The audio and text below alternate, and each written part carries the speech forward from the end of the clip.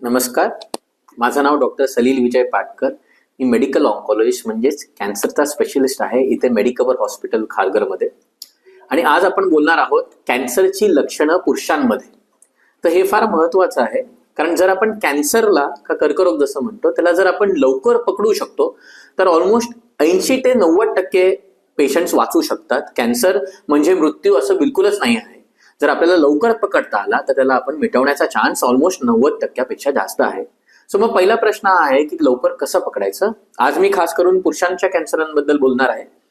तर पहिली गोष्ट, सिगरेट, बिडी, तंबाखू ह्या सगळ्या गोष्टींचा वापर बंद करा. कारण कॅन्सर का होतो तर भारतामध्ये पुरुषांमध्ये सगळ्यात कॉमन कॅन्सर हा तोंडाचा, त्याला आपण हेड अँड नेक कॅन्सर म्हणतो. म्हणजे मुखाचा कॅन्सर, तोंडाचा कॅन्सर, जिभेचा कॅन्सर, घशाचा कॅन्सर हे सगळ्यात जास्त, साधारणतः मी म्हणेन ऑलमोस्ट 60 ते 70% भारतातले पुरुषांमधले कॅन्सर हे हेड अँड नेक म्हणजे तोंडाचे कॅन्सर असतात. आणि त्याच्यातले 90% कॅन्सर हे तंबाखू वापरणाऱ्या लोकांमध्ये होतात. तर पहिली गोष्ट म्हणजे prevention is better than cure जसं आपण म्हणतो. तर प्लीज तंबाखूचा वापर बंद करा.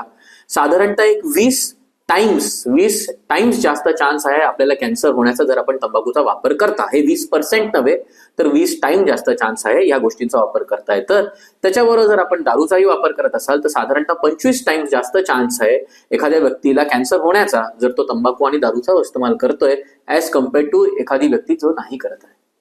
आता पहिली गोष्ट म्हणजे लवकर कसं आपण ह्याला पकडू शकतो. तर जसं मी म्हटलं सगळ्यात कॉमन पहिला कॅन्सर पुरुषांमध्ये हेड अँड नेक कॅन्सर किंवा तोंडाचा का मुखाचा कॅन्सर, जिभेचा कॅन्सर, ह्याचा आपण पहिलं उल्लेख करूया. तर जर तुम्ही तंबाखू का मिश्रीचा वापर करत असाल तर नंबर 1 ते बंद करा. दुसरं, तुमच्या आतमधून असं एक बोट फिरवून बघा तोंडामधनं आणि तुम्हाला खडबडीत जर लागत असेल किंवा जर गिटारचे स्ट्रिंग्स त्याच्यासारखे आपल्याला फायबरस स्ट्रँड्स म्हणजे असं फिरवल्यानंतर असे मोठे मोठे जाडे स्ट्रँड लागत असतील आपल्या ह्याच्यात, तर ह्याचा अर्थ हे की तंबाखू ऑलरेडी तुमच्या तोंडामध्ये डॅमेज करायला चालू केलेला आहे.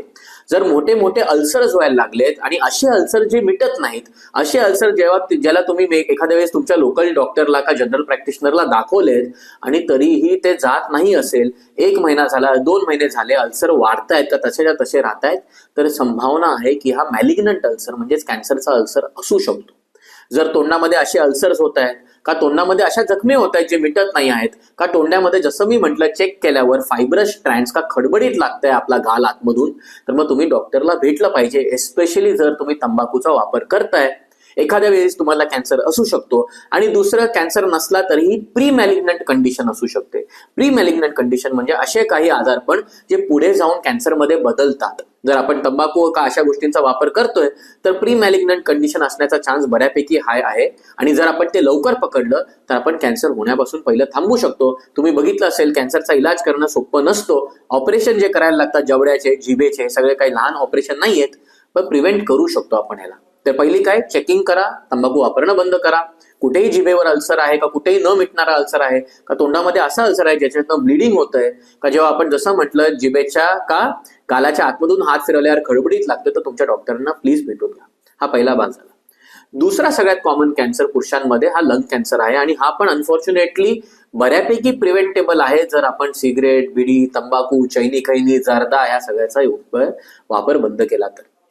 हे कसं लवकर पकडलं जाऊ शकतं, तर ह्याच्यामध्ये जर तुम्हाला अनकंट्रोल्ड कफिंग होत असेल, 2 महिने झाले, 3 महिने झाले तरीही आपला खोकला मिटत नाहीये, तर प्लीज तुमच्या डॉक्टरांना जाऊन भेटा. एखाद्या वेळेस तुम्हाला ट्युबरक्युलोसिस होऊ शकतं. पण जसं पूर्वी 10 वर्षापूर्वीची गोष्ट होती का, 10 वर्षापूर्वी जेवढा कॅन्सर, लंग कॅन्सर कमी होता आणि टीबीचा प्रमाण जेवढा जास्त होता, तर आता गोष्टी बदललेल्या आहेत. आजकाल टीबीचा प्रमाण कमी होत चाललाय आणि लंग कॅन्सरचा प्रमाण वाढत चाललाय. तर मग जर तुम्हाला 1 महिना, 1.5 महिन्यापासून खोकला येतोय, तो खोकला संपतच नाहीये, तुम्ही तुमच्या लोकल डॉक्टरकडे गेला आहात, त्यांनी तुम्हाला अँटीबायोटिक्सची ट्रीटमेंट दिली आहे, परंतु तरीही खोकला जात नसेल, तर प्लीज एका चांगल्या स्पेशलिस्ट डॉक्टरला भेटा. एखाद्या वेळेस तुम्हाला लंग कॅन्सर असेल, एखाद्या वेळेस तुम्हाला ट्युबरक्युलोसिस असेल, जर तंबाखू बिडीचा वापर करताय तर ती संभावना असण्याचे चान्सेस जास्त आहेत. जर तुम्हाला खोकल्यामध्ये रक्त जात असेल तर मग ही रेड फ्लॅग साईन मानली जाते. रेड फ्लॅग साईन म्हणजे इमिजिएटली काहीही वेळ न घालवता तुमच्या लोकल प्रॅक्टिशनरला, लोकल डॉक्टरला का तुमच्या इकडच्या कुठल्याही स्पेशलिस्ट कॅन्सरच्या डॉक्टरला जाऊन भेटलं पाहिजे. फार कमी कारण आहे ज्याच्यामुळे खोकल्यामध्ये रक्त येतं, त्याच्यातलं एक कारण कॅन्सर असू शकतं. ओके. थर्ड कॅन्सर जो आपल्या पुरुषांमध्ये कॉमन आहे हा प्रॉस्टेट कॅन्सर आहे. प्रॉस्टेट कॅन्सर हा जनरली वयस्कर लोकांमध्ये होतो. साधारणतः एक 60-70 च्या वयाच्या असलेल्या लोकांमध्ये हा त्रास चालू होतो आणि हा बऱ्याचदा मिस केला जातो. ह्याचं कारण हे आहे की प्रॉस्टेटचे जे सिम्पटम्स असतात ते नाहीतरी या वयामध्ये एक साधारण 50-60 वय झाल्यानंतर लोकांना पुरुषांना होतात.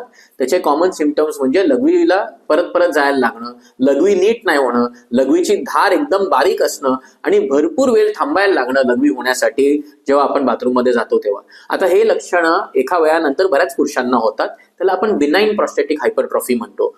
परंतु हीच कारणं जर मिटत नसतील, आपण डॉक्टरकडे गेलो आणि त्याच्यासाठी लोकल ट्रीटमेंट घेतल्यानंतरही हा त्रास राहत असेल, जर कधी लघवीमध्ये रक्त गेलं तर मग तुम्ही इमिजिएटली जाऊन तुमच्या डॉक्टरांना भेटलं पाहिजे. कारण प्रॉस्टेट कॅन्सर असण्याची संभावना आहे आणि जसं वय वाढत जातं प्रॉस्टेट कॅन्सर होण्याची संभावनाही वाढत जाते. तर हे आपण एक लक्षात ठेवलं पाहिजे. चौथं मी म्हणेन पुरुषांमध्ये महत्वाचं इज कोलॉन कॅन्सर. कोलॉन म्हणजे आतडीचा कॅन्सर किंवा ह्याला आपण कोलोरेक्टल कॅन्सर सुद्धा म्हणतो. कोलोरेक्टल का आतडीचा कॅन्सरचे पहिले लक्षणं म्हणजे एखाद्या वेळी संडास होणं बंद होऊन जाणं, त्याला आपण इंटेस्टायनल ऑब्स्ट्रक्शन म्हणतो. जर आपलं पोट फुगत चाललंय आणि संडास होत नाहीये का, असं झालं आहे की गेल्या 4 आठवडे 8 आठवडे 10 आठवड्यांपासून औषधं केली, तुमच्या लोकल डॉक्टरला भेटला, त्याच्यासाठी संडासासाठी औषधं घेतली, तरीही मात्र संडास नीट होत नाहीये आणि ब्लॉक्ड असेल तर तुमच्या डॉक्टरांना एकदा परत भेटा की बाबा काय आपण USG सोनोग्राफी काय करून भेटलं पाहिजे का. संडासात जर रक्त जात असेल का, संडास पूर्णपणे कालपट रंगाचं होत असेल तर तुम्ही इमिजिएटली जाऊन तुमच्या डॉक्टरांना भेटलं पाहिजे. कधीतरी मी बघितलेलं आहे की कोलॉन कॅन्सर हा मिसडायग्नोज केला जातो, कारण बऱ्याचदा आपण त्याला पाईल्स समजून दुर्लक्ष करतो. ऑफकोर्स संडासात जर लाल भडक रक्त जाते तर पाईल्स असण्याचा चान्स बराच जास्त आहे. पण मी हे सुद्धा बघितलं आहे की कधीतरी लोकल डॉक्टर्सकडे आपण जेव्हा टाकतो आणि पाईल्सची ट्रीटमेंट चालू ठेवतो, मात्र जेव्हा त्याचा आपल्याला पाहिजे तसा रिझल्ट भेटत नाहीये तेव्हा परत तुमच्या डॉक्टरांबरोबर तुम्ही डिस्कस केलं पाहिजे की पाईल्स सोडून दुसरे काय कारणं आहेत ज्याच्यामुळे संडासात रक्त जाऊ शकतं. त्याप्रमाणे जर आपण मग इमेजिंग, सोनोग्राफी, CT स्कॅन असं करून आपण अशा आजारपणांना लवकर पकडू शकतो. तर ही काही कारणं आहेत जी मी म्हणेन पुरुषांमध्ये आपण ह्या लक्षणांवर जर आपण निगराणी केली तर आपण पुरुषांमधले कॅन्सर सुद्धा लवकर पकडू शकतो.